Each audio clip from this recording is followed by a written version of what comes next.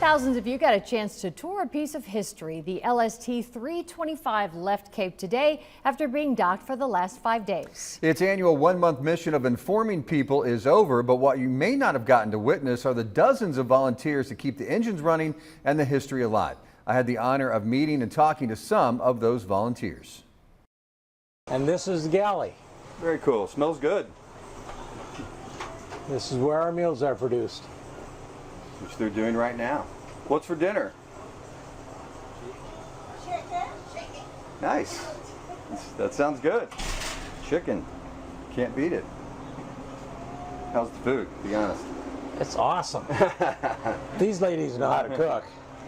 Ken Rupp was kind enough to give us a personal tour of a fascinating ship with a lot of stories to tell.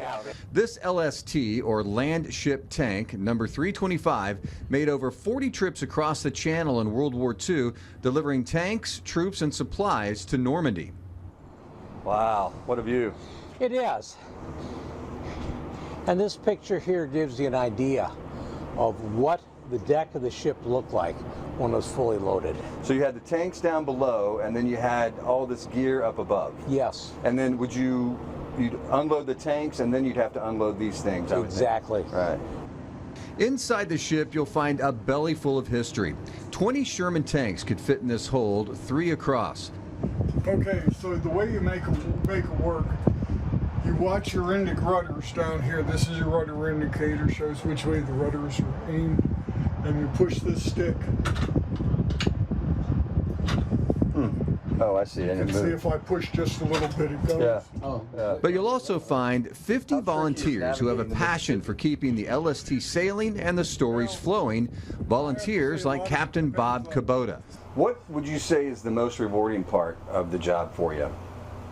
Well, I don't know. I guess the most important or enjoyable part is like when people come up and say, you know, my dad was on or some other relative was on one of these in World War II, and I never, you know, I know he was a gunner, or I know he worked in a wheelhouse, but that's all I know, you know. And you can bring him and show him what he did, or at least we could show where he worked. That's what brought deckhand Chip Lanham on board. His dad served on an LST.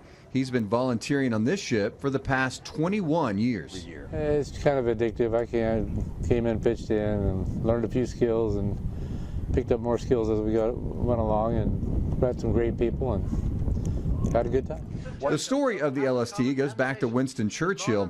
He learned a valuable lesson at Dunkirk when thousands of British troops got stranded in France. So Churchill needed a solution, which took him to submarine maker John Niedermeyer, who actually designed the ship on a napkin. At the time, Britain's war resources were very stretched, so they built Sherman tanks and gave them or loaned them. I'm not sure the legal part of it all, but sure. You know. I understand. Very cool. Chris Underwood has been on board for 3 years. And you've got kind of a unique role in that you've written a book that involves an LST. Tell us about it.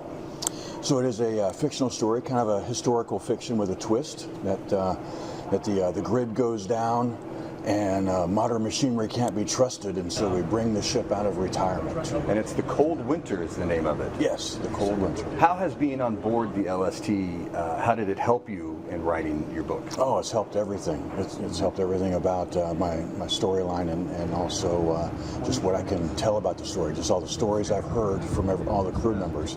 Can you give I'm putting you on the spot here, but is there a good example of a scene in the book that you wrote specifically after being on the ship and you thought, you know what, that'd be a cool? Well, just learning about the rear anchor, how they used they deployed the rear anchor one time because they were on a sandbar, and that's how they managed to get off the sandbar, and that's what they used to get off the beaches of Normandy. So it was really neat to be able to use something like that, and I had to use it in the story. All of these volunteers have something in common. They get to live history on an impressive ship with a long list of achievements, and they are committed to preserving and honoring our past.